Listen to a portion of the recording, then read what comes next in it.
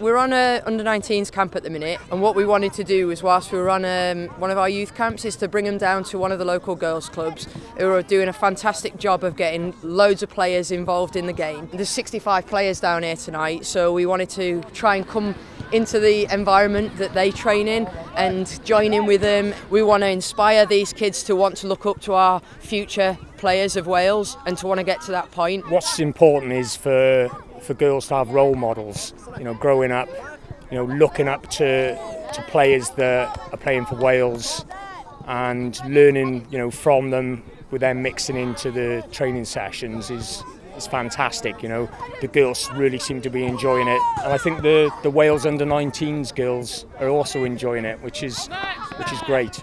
Without volunteers like Andy, then the game doesn't grow. It's most basic level at grassroots, trying to introduce something for them to have an organised session.